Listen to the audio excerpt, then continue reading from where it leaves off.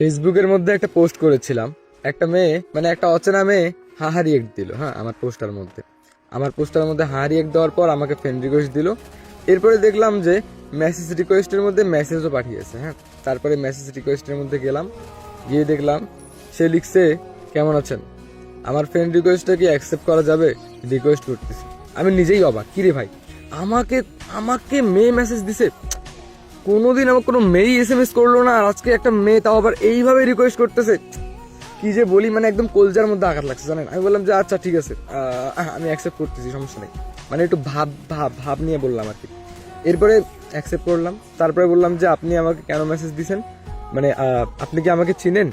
তখন সে বললো যে না, আমি আপনাকে চিনি না, আপনার বাসা কোথায়?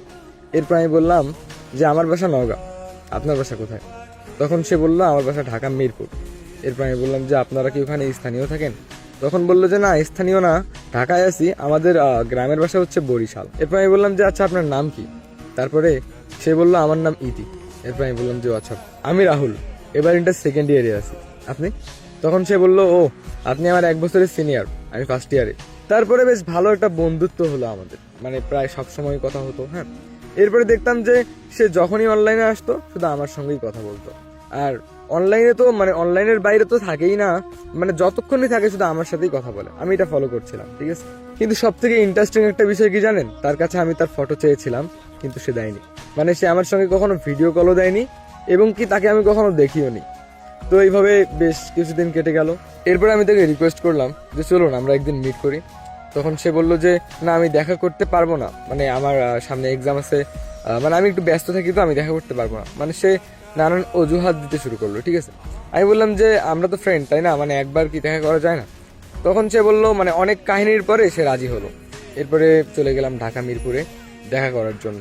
মানুষটাকে আমি কোনোদিন দেখি নাই, কোনোদিন ফটো, মানে এত ফটো চাইছি বাট ফটো দেয়নি। আজকে ফার্স্ট টাইম সেই মানুষটাকে সামনাসামনি দেখবো। অনলাইনে পরিচয়, অনলাইনে ফ্রেন্ডশিপ, মানে মনে মনে একটা মানে কেমন যেন একটা ফিল হচ্ছে, মানে খুব আনন্দ লাগতেছে আর কি। হ্যাঁ, তো আমাকে একটা রেস্টুরেন্টের ঠিকানা দিল। হ্যাঁ, তারপর আমি সেই রেস্টুরেন্টে গেলাম ঢাকা মিরপুরে। সেই রেস্টুরেন্টে বসলাম। আধা ঘন্টা পর একটা মেয়ে আসলো, বোরকা পরা একটা মেয়ে, চোখ দুটো জাস্ট দেখা যাচ্ছিল। প্রথমে ভাবছিলাম হয়তোবা ইনি না, সে হয়তোবা বোরকা পরবে না, মানে এরকম হয়তোবা হইতে পারে। তার কথাবার্তা দেখে মনে হয় যে মানে সে আর কি একটু মানে টাউনের মেয়েরা যেরকম করে ঘোরাফেরা করে না, থ্রি পিস পরে, ওই রকম হয়তোবা হবে, আমি এটা ধারণা করছিলাম। হ্যাঁ, কখনো তো জিজ্ঞেস করিনি। সো তারপরে আমি ফোন টিপতে লাগলাম। হ্যাঁ, এরপরে কিছুক্ষণ পরে দেখলাম যে সেই বোরকাওয়ালা মেয়েটা আমার সামনে আসলো। আমার সামনে এসে দাঁড়িয়ে আমাকে বললো, আপনি আমাকে দেখলেন, দেখেও না দেখার ভান করে আছেন কেন? মানে আমি যে আপনার সঙ্গে দেখা করতে আসলাম, আপনার কি কোনো মাথা ব্যথা নেই? হ্যাঁ, এরপর আমি বললাম যে ও আচ্ছা, আপনি, মানে আমি ভেবেছিলাম যে আপনি, বাট তারপরে ভাবলাম যে না, আপনি হয়তো মানে একটু মানে বেশি স্মার্ট আর কি। তখন সে বললো যে চুপ। এরপরে সে ওখানে বসলো। তারপরে ওখানে বসে আমরা গল্প করা শুরু করলাম। হ্যাঁ, তো তার চোখ দুটো এতটা মায়াবী ছিল, মানে শুধু তাকিয়ে থাকতে ইচ্ছে করছিল। সো এরপর আমি বললাম যে কিছু খাবেন, কিছু অর্ডার দেই। সে মানে রাজি হচ্ছিল না, কিন্তু আমি মানে জোর করে অর্ডার দিছি যে আমি তাকে দেখবো, মানে আমার মনের মধ্যে খুব ইচ্ছা যে আমি তাকে দেখবো। হ্যাঁ, সো তারপরে খাবার দিল, 2টা মোগলাই দিল, ঠিক আছে, মানে মোগলাই ছোট ছোট পিস করে দিছে। তো দেখলাম যে সে যখন মোগলাইটা খাচ্ছে তখন শুধু ওই যে বোরকার ওই যে উপরের ঝাপটা তুলে শুধু মুখে ঢোকাচ্ছে, কিন্তু মুখ বাইর করতেছে না। কিন্তু আমার খুব ইচ্ছা যে আমি তাকে দেখবোই। হ্যাঁ, তো আমি মানে মানে মানে পাচ্ছিলাম না এটা চেপে রাখতে। আমি বললাম যে আচ্ছা, আপনি যদি মনে কিছু না নেন, আমি এত ফটো চাইলাম, আপনি দিলেন না, আমি কি আপনাকে সামনাসামনি একবার দেখতে পারি? তখন সে রাজি হচ্ছিল না। এরপরে হোটেলের ভিতরে যেখানে হাত ধোয়ার জায়গাটা, হ্যাঁ, সেখানে যখন গেলাম তখন সে আর কি মুখটা তুললো। তো আমি তাকে দেখে প্রায় 2 মিনিটের মতো অবাক হয়েছিলাম, এত সুন্দর একটা মেয়ে। তো তারপরে সে চোখ দিয়ে ইশারা করলো। এরপরে আমি মানে ধ্যান থেকে ফিরছি আর কি, আমি তার দিকে তাকিয়েই ছিলাম। এরপরে আমি মানে কোনো কথা বলিনি ওখানে। তারপর আবার টেবিলে গিয়ে বসলাম, দুজনই চুপচাপ বসে আছি। মানে আমি বললাম যে আসলে আপনি মানে এতটা সুন্দর, মানে যেটা বলে বোঝাতে পারবো না। তখন সে বললো ওরে আল্লাহ, আমি সুন্দর? আমি আবার ভাবলাম যে আপনি আমাকে দেখে হয়তো আর কথা বলবেন কি না, সেজন্য চুপ করে আছেন। আমি বললাম আরে না না, তেমন কিছু না। এরপরে প্রায় 1 ঘন্টার মতো সময় দিলাম। তারপর আমরা দুজনই চলে গেলাম। তবে দুজনের মধ্যে না মানে একটা ভালো লাগা তৈরি হয়েছিল। তারপর বেশ কিছুদিন যেতেই আমি তার সঙ্গে আবার দেখা করলাম। দেখা করে আমি সরাসরি তাকে বললাম যে দেখো, আমি তোমাকে ভালোবেসে ফেলছি। আমার প্রত্যেকটা মুহূর্তে শুধু তুমি, মানে আমার চিন্তা ভাবনা সব জায়গায় শুধু তুমি। মানে আমার জীবনের একটা অঙ্গ হয়ে গেছো তুমি। আমি আমি আমি আসলেই তোমাকে ভালোবাসি। এরপরে সে চুপচাপ রইলো। তারপরে বললো যে এই কথাটা বলতে এতদিন সময় নিলেন। আমি আরো ভাবছিলাম যে কবে বলবে, আর আপনি তো বলতেছেনই না, এতদিন পর বললেন। আমি পুরো তখন অবাক হয়ে গেলাম। সেও আমাকে ভালোবাসে বাট প্রকাশ করে না, মানে সেও আমাকে পছন্দ করে। আমি কি গাধা? তো তারপরে আমি তাকে সেই প্রথম জড়িয়ে ধরেছিলাম, আর সে আমার হাতে হাত রেখে কথা দিয়েছিল যে আমায় ছেড়ে কোনোদিনও চলে যাবে না। তারপর আমাদের রিলেশন প্রায় কন্টিনিউ বেশ কিছুদিন চলে গেল। বেশ কিছুদিন যাওয়ার পর না, মানে দেখতে পেলাম তার ব্যবহারের মধ্যে একটু একটু পরিবর্তন আসছে। হ্যাঁ, তারপর 2টা অচেনা আইডি থেকে ফ্রেন্ড রিকোয়েস্ট আসলো। আমি কেন যেন অ্যাকসেপ্ট করে নিলাম। হ্যাঁ, তো তারপরে তারা মেসেজ দিল, দিয়ে তার সম্পর্কে জিজ্ঞেস করা শুরু করলো। এরপর আমি বললাম যে হ্যাঁ, সে আমার গার্লফ্রেন্ড, আমি তাকে ভালোবাসি এবং আমরা সামনে বিয়েও করব। তারপরে সেই আইডি মানে কোনো নাম নাই, মানে কোনো নির্দিষ্ট পরিমাণ কোনো নাম নাই। এরপর মানে কোনো ছেলে মেয়ের কোনো পিকও নাই, ঠিক আছে। সো দেখলাম যে হাহার ইয়েক দিচ্ছে। হ্যাঁ, এরপরে দেওয়ার পর একটা ভিডিও পাঠিয়ে দিল আমাকে। সেই ভিডিওটা আমি মানে আমার ফোনে এমবি ছিল না, তো আমার কেন যেন মানে বিষয়টা খুব ভাবাচ্ছিল। তারপরে আমি তাড়াতাড়ি ফোনের মধ্যে এমবি তুললাম। আমি ভিডিওটা দেখে জাস্ট অবাক হয়ে রইলাম। সে এমন একটা ভিডিও পাঠিয়ে দিয়েছে যেটা দেখে আমার চোখ দিয়ে পানি চলে আসে।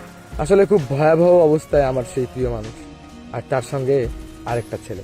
দৃশ্যটা দেখে আমি চুপ হয়ে গেলাম। এরপর আমি তাকে ফোন করলাম, ফোন করে বললাম যে তুমি এটা কি করলে? তারপরে সে বললো যে প্লিজ তুমি আমাকে ক্ষমা করে দাও, দেখো ভিডিওটা ভাইরাল হয়ে গেছে, আমাকে নিয়ে সবাই ট্রোল করতেছে, আমি আসলে একটা ভুল করে ফেলছি। দেখো তুমি যদি আমাকে ক্ষমা না করে দাও, সুইসাইড ছাড়া আমার আর কোনো রাস্তা নেই। সে আমাকে এইভাবে বললো, ঠিক আছে। এরপর আমি বললাম যে ভাইরাল করছে কে? তারপরে সে আমাকে অনেক কিছুই বললো, আর একটা ছেলের কথা বললো। সেই ছেলেটাকে ধরে আমি খুব মার মারছি রে ভাই, খুব মার মারছি। কিন্তু ভিডিওটা একদম ভাইরাল হয়ে গেছে, কিচ্ছু করার নেই। তাকে তো ভালোবাসি, তাকে কি আর ছেড়ে দেওয়া সম্ভব হবে বলেন? এরপরে আমি আমার বাসায় বললাম, বাসাতেও রাজি না। পুরো বিষয়টা নিয়ে একদম তোলপাড় হয়ে গেছে। মানে সে বাসা থেকে বের হলে সবাই হাসি ঠাট্টা করতেছিল তাকে নিয়ে। তারপরে আমি সবার সামনে বলেছিলাম যে আমি তাকে বিয়ে করব। কেউ রাজি হচ্ছিল না, কেউ রাজি না, কিন্তু তারপরেও আমি তাকে জোর করে বিয়ে করি। আমাদের প্রায় সংসার জীবনে 2 মাস কেটে গেল। 2 মাস যাওয়ার পর সে আমাকে মাঝে মাঝে বলতো যে আচ্ছা, আমি যদি কখনো হারিয়ে যাই তুমি কি আফসোস করবে? আমি বললাম আরে আফসোস করবো না মানে? তুমি আমার ওয়াইফ, তুমি কোথায় যাবে হারিয়ে? আমি তো তোমাকে ছাড়া থাকতে পারবো না, আমি ভেবে বলতাম। তখন সে বললো যে আচ্ছা ভালো, মানে এরকম করে কেমন যেন একটু টক্সিক কথাবার্তা বলা শুরু করলো। হ্যাঁ, এরপরে আমার বিয়ে হওয়ার 3-4 মাস পর হঠাৎ করে সে আমার বাসা থেকে উধাও। আমি একটু বাইরে কাজে গিয়েছিলাম, সেই কাজ থেকে আসার পর দেখলাম যে ইতি আর বাসায় নেই। ইতির নাম্বার বন্ধ। অনেক জায়গায় খোঁজ করলাম, তার বাসায় খোঁজ করলাম, কিন্তু তার দেখা পেলাম না। থানায় জানিয়েছি, সংবাদ পত্রিকার মধ্যেও তার ছবি সহ ছাপিয়ে দিয়েছি। তাকে এত খুঁজেছি কিন্তু খুঁজে পাইনি। প্রায় 2-3 মাস পর পুলিশ আমাদের বাসায়। দেখলাম যে পুলিশরা চুপচাপ রয়েছে। এরপর আমার হাতে একটা চিঠি ধরিয়ে দিল। বললাম যে এটা কার চিঠি? আমাকে দিচ্ছেন কেন? কোনো খোঁজ পেলেন নাকি ওর? এরপরে আমি চিঠিটা নিয়ে পড়া শুরু করলাম।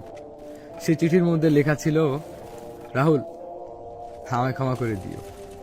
আমি আসলে অনেক বড় একটি পাপ করে ফেলছি। এটার জন্য সারা জীবন মানুষের কাছে তোমার কথা শুনতে হবে, শুধু আমার জন্য। দেখো, তোমার এই সারা জীবনে আমাকে নিয়ে মানুষ বাজে কথা বলুক, এটা আমি চাই না। আমি চাই তুমি ভালো একজনকে নিয়ে তোমার জীবন শুরু করো। আমি তো তোমাকে ভালোবাসি, আমি কখনো চাই না তোমার খারাপ হোক। আমি আসলেই অনেক বড় ভুল করে ফেলছি, আমায় ক্ষমা করে দিও। বিদায় নিচ্ছি। পুলিশ জানালো নদীর এক সাইডে একটা মৃতদেহ পাওয়া গিয়েছে, আর তার জামার মধ্যে প্লাস্টিক দিয়ে শক্ত করে বাঁধা ছিল এই চিঠিটা। শরীরটা পচে যাওয়ার মতো হয়ে গিয়েছিল, কিন্তু চিঠিটা দেখে স্পষ্ট বোঝা গিয়েছিল সে আমার ইতি। তুমি আমায় কেন ছেড়ে গেলে? আমি তো তোমার জন্য সবকিছু করেছিলাম, তাই না? তোমাকে যে যাই বলুক না কেন, আমি তো তোমার সাথে ছিলাম, তাই না? আমি কি কখনো তোমায় কোনো কিছু বলেছিলাম বলো? হয়তো একদিন রাগ করে অনেক আজে বাজে কথা বলে ফেলেছি, সেই জন্য তুমি আমায় এত বড় শাস্তি দিয়ে চলে যাবে? আমি তো সব কষ্ট সহ্য করে নিয়েছি, আমি তো সবকিছু মেনে নিয়েছি, তাই না? এরপরে আমি হারিয়ে ফেললাম আমার সেই ভালোবাসার মানুষকে। আজ কেটে গেল প্রায় বহু বছর। তার স্মৃতি বুকে আগলে রেখেই আমি বেঁচে আছি। আমার ভালোবাসা অমর হয়ে থাকবে। আমার ইতি মরেনি, আমার বুকের মধ্যেখানেই বেঁচে আছে। সো গাইস, বলুন গল্পটি কেমন লাগলো? আশা করি অনেক ভালো লাগছে। দেখা হবে নতুন কোনো গল্পে। আল্লাহ হাফেজ।